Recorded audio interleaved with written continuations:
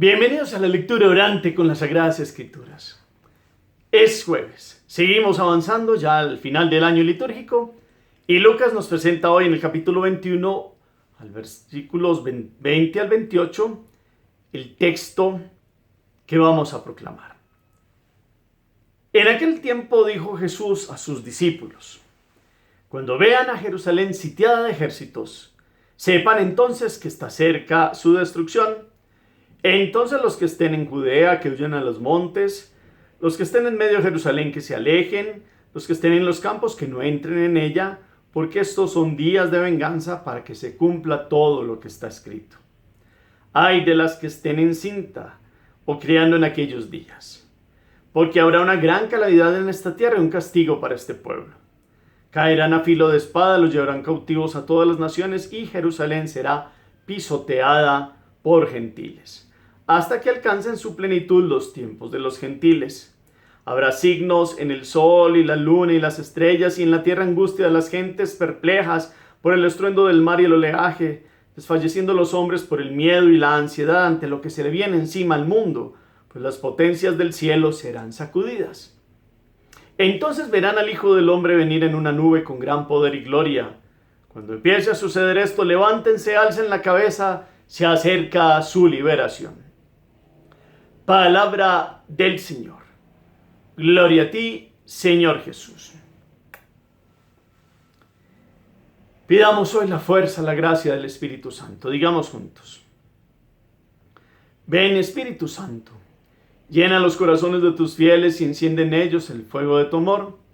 Envía tu Espíritu y todo será creado y renovarás la faz de la tierra. Espíritu Santo, ilumínanos y santifícanos con tu gracia, presencia y amor, que podamos verdaderamente tener el don de la comprensión de las Sagradas Escrituras, prepararnos en este final del año litúrgico para hacer un balance de nuestra vida delante de ti, para saber que tú has venido, nos has dado la liberación, pero que vendrás de nuevo y que debemos preparar el corazón para el encuentro cotidiano contigo y el encuentro eterno. Amén. ¿Qué dice el texto de hoy? Volvamos la mirada a las Sagradas Escrituras. Tomamos la Biblia, capítulo 21, versículos 20 al 28 de Lucas. ¿Qué dice Jesús a los discípulos? ¿De qué ciudad está hablando? ¿Qué va a pasar con esa ciudad? Cuando vean qué pasa, qué situación va a pasar con esa ciudad. Y entonces cuando eso pase, ¿qué le recomienda a los que estén allí? ¿Qué constataciones irá dando de cosas que llegarán a pasar? ¿Por qué va a pasar eso en esa ciudad? Habla de unos tiempos. ¿Cuáles son esos tiempos? ¿Qué signos también muestra en un segundo momento y a qué tiempo se refiere eso? ¿Quién vendrá? ¿Cuál es la expresión que utiliza? Y hay una frase muy bonita al final de esperanza. ¿Cuál es esa frase? Miremos todos los detalles, varias lecturas, 1, 2, 3 lecturas. Recomponemos el texto con la memoria y lo bajamos de la mente al corazón. Segundo momento, meditación. En esto de caminar hacia el fin del año litúrgico, ya hemos vivido Cristo Rey, el domingo entrante empezamos un nuevo año litúrgico, aparecen las lecturas del género literario apocalíptico y en Lucas nos venía hablando de qué es lo que va a pasar. Y Jesús tiene hoy en este evangelio, según Lucas, como dos momentos de tiempo. El primero es una referencia a lo que va a pasar con el templo de Jerusalén y con la misma ciudad. Porque él dice: cuando vean a Jerusalén sitiada por ejércitos, sepan que está cerca su destrucción. Entonces los que estén en Judea, que huyan a los montes, los que estén en medio de Jerusalén, que se alejen, los que estén en los campos, que no entren en ellas, porque estos son días de venganza para que se cumpla todo lo que está escrito. Y hay de las que estén encinta, porque o criando en aquellos días. Es decir, a la ciudad santa y a Israel en general se le vendrán tiempos duros, porque, como efectivamente pasó en el año 70 con el general Tito y Vespasiano, destruyeron y arrasaron la ciudad y arrasaron también el templo. Lo destruyeron. Ustedes pueden mirar cómo en la historia esa es una referencia verdadera. Se cumple lo de Jesús. Entonces él está diciendo, como los que crean en él y a los que quieran escuchar esta profecía, que esto va a pasar. Y efectivamente se dio, y es mejor que no estén allí, en aquella ciudad, porque se va a dar muerte, van a caer a filo de espada, va a haber momentos fuertes y va a haber destrucción. Eso es un momento concreto en la historia. Después pasa para otro segundo momento que lo habla con señales cósmicas que procederán a la venida última de Cristo en poder y gloria, que es hablada aquí en términos del día de la venida del Hijo del Hombre. Entonces, se ha cumplido aquella profecía que ya también en Lucas capítulo 13:35 les había dicho, que esa casa se le quedaría vacía. Se refería al templo, se refería a Jerusalén. Y aquí es muy impresionante, pues es muy llamativo porque utiliza que esto va a pasar y esta destrucción y esta desolación de Jerusalén y del templo pasará hasta que se dé todo el tiempo de los gentiles. Los romanos llegaron y acabaron, ya estaban, pero como trataron de hacer una sedición, ellos acabaron con esa sedición, pero acabaron con la presencia de los judíos allí en Jerusalén. Y esta ciudad quedó de cierta forma baldía, aunque vinieron otros, después fue poblándose por otros pueblos, etcétera, etcétera. Hoy tenemos toda esa lucha que hay entre palestinos y israelitas. Y es llamativo este término de hasta que alcancen su plenitud los tiempos de los gentiles. Hasta en 1948 han logrado volver, de cierta manera, los judíos, no sin antes un montón de la guerra que se ha dado con varios países en la década del 60 y las luchas contra los palestinos y de quién es la tierra y toda esta situación. Pero todo este tiempo, siglos atrás, los musulmanes han tenido el dominio de la explanada donde está construido el templo, y en el templo pues lógicamente antes estaba el lugar santísimo, pero ahora hay dos grandes mezquitas, hay una muy grande central con su cúpula de oro y allí ellos todavía tienen el dominio de este lugar, y los judíos se acercan al muro de los lamentos, ahí lo que quedó de aquel templo antiguo. Entonces ese tiempo de los gentiles, tiempo de paganos y tiempo de otros que no eran judíos, pues han dominado la ciudad. Llegará un momento que se espera cuando en la segunda venida de Jesús, pues la conversión de los judíos y que ellos vengan y crean verdaderamente en el Mesías. Aquí la situación es que habla de dos tiempos, ya pasó uno. Vivimos ahora un tiempo donde no nos dejemos engañar, porque nos lo ha dicho en estos días, que unos dirán que está el Mesías allí, que está allá. Cada rato aparecen unos falsos mesías diciendo que son Jesús o la reencarnación de Jesús, o que el tiempo del fin es tal día, tal hora y tal fecha. Uno puede ir haciendo el discernimiento de los tiempos. Es más, usted y yo podemos pasar esta noche a las manos del Padre. Hoy, mañana, 10 años, 100 años puede venir Jesús. Y le decimos, ven Señor Jesús, en cada Eucaristía. Y ese es el segundo momento de la venida del Hijo del Hombre.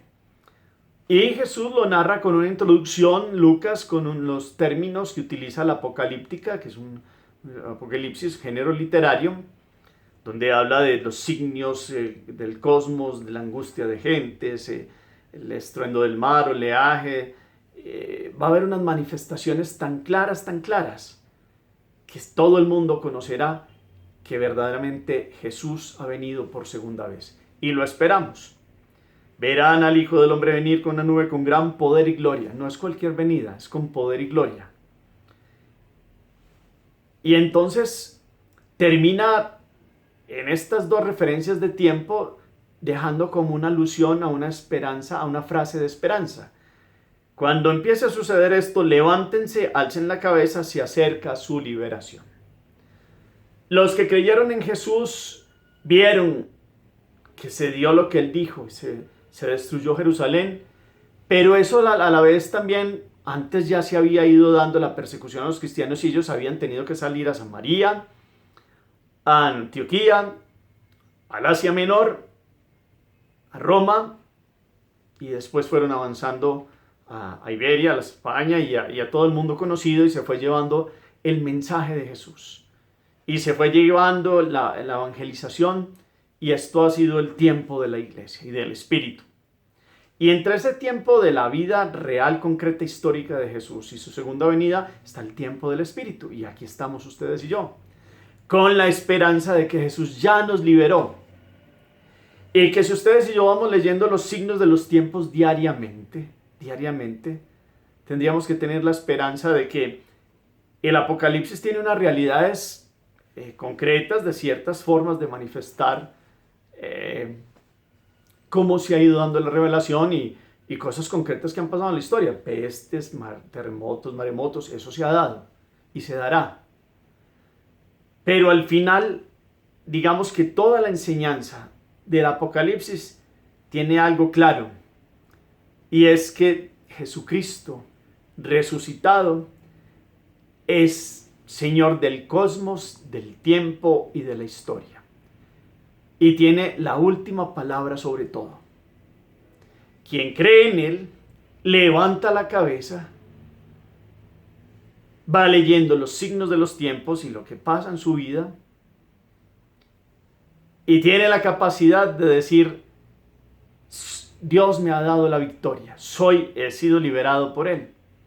Y pase lo que pase en esta lucha entre el bien y el mal, que Jesús ya venció el maligno, pero que llegará un momento hasta esa segunda manifestación de Jesús, ya cuando Dios sea todo en todos y pase la figura de este mundo y se dé ya la plenitud en Él. Pues por ahora esperamos, pero nos alegramos, tenemos esperanza de esta victoria que ya se nos ha dado desde el bautismo, que se da día tras día para aquellos que levantan la frente y miran a Jesús.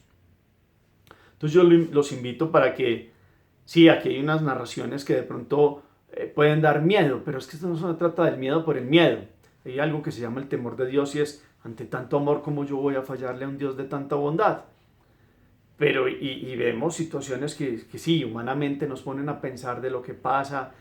Es más, yo los pongo a pensar: ¿será que el mundo sí aprendió de esta pandemia? ¿Ustedes qué dicen? ¿Será que nuestras sociedades sí aprendieron de un tiempo donde tocó parar, sopesar qué es lo que es verdaderamente importante en la vida, viendo la partida de muchos seres queridos, de conocidos, de la fragilidad del ser humano en lo que corresponde a la salud física en algún momento? ¿Y qué ha dejado de enseñanza eso? ¿Será que sí lo hemos valorado? Esta palabra nos invita a pensar en ello también, porque fue no solo una epidemia, fue una pandemia. Algo de lo que muestra aquí la palabra, de lo que podría venir, ha llegado, como ha llegado en otros tiempos de la historia. Lo que pasa es que ahora, con la comunicación del mundo, pues se expandió de una rapidez y de una forma, y tuvo unas consecuencias. Por estas redes sociales alcanzamos a ver pues lo que alcanzó a vivirse. Pero cuánto no más entonces necesitamos que el mundo haya aprendido a tener otra concepción del tiempo, y sobre todo otra concepción del para qué de la vida,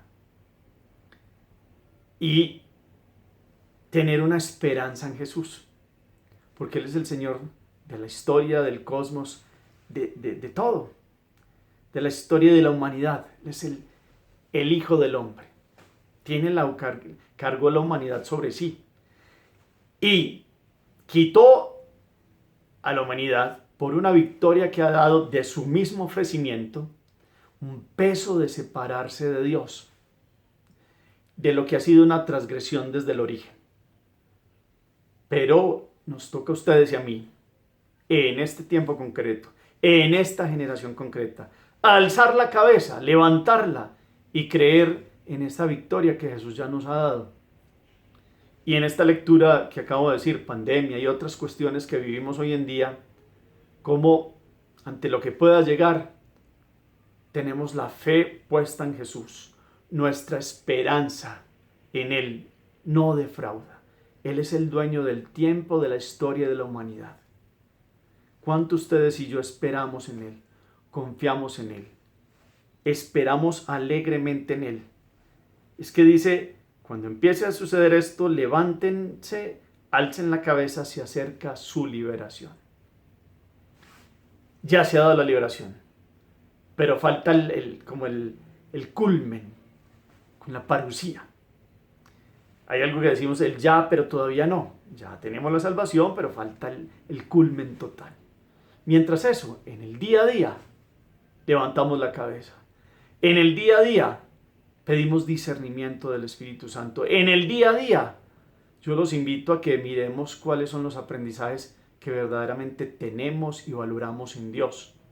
Y le pedimos para que Él entre hasta el fondo del alma. El Espíritu Santo ilumine nuestro ser. Y no nos sigamos esclavizando. Dios habla aquí de liberación. Eso termina como el Evangelio de hoy mostrándonos lo que Dios ha querido darnos. Liberación. Del pecado, de la muerte, de la opresión, de la esclavitud. ¿Qué es lo que todavía lo oprime a usted y a mí? ¿Qué es lo que hace que no se sienta libre, verdaderamente libre? No el libertinaje que propone el mundo, que eso son esclavitudes más fuertes y difíciles. No la libertad de los hijos de Dios, esa que nos habla San Pablo.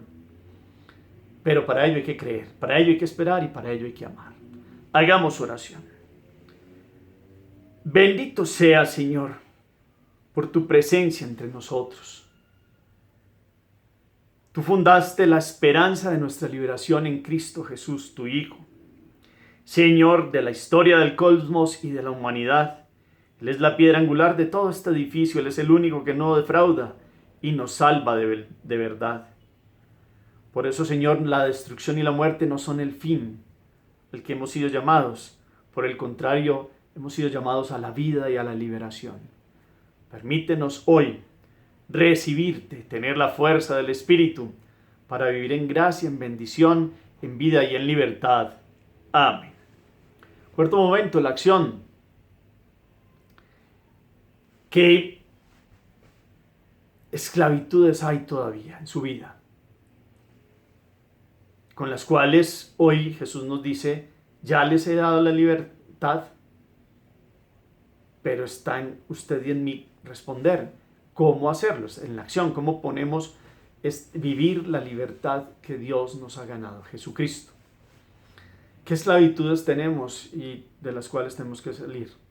¿Será que tengo miedos paralizantes con la muerte física, con muchas cosas? La pandemia generó mucho miedo en personas que estaban solas, o porque sus familiares estaban en otros lugares, o porque perdieron seres queridos. Y la palabra nos da la fuerza para esperar en Dios. ¿Y cómo hacerlo? ¿Y cómo irradiar esperanza? ¿Cómo? Yo creo que con la lectura cotidiana de la palabra, con la Eucaristía, con los sacramentos, con la vida de comunidad, tenemos una fuerza en Dios para irradiar esperanza a los que han perdido el sentido de la vida, o a los que han puesto el sentido de la vida en idolatrías pasajeras. Estatuas de barro que se quiebran. Es como la imagen. No, nuestra vida está puesta en Dios. ¿Cómo irradiar esperanza? Gracias por el eco que ponen al final del chat. El Señor esté con ustedes. Y la bendición de Dios Todopoderoso, Padre, Hijo y Espíritu Santo, descienda sobre ustedes y los acompañe siempre. Podemos seguir en paz. Demos gracias a Dios. Feliz día para todos.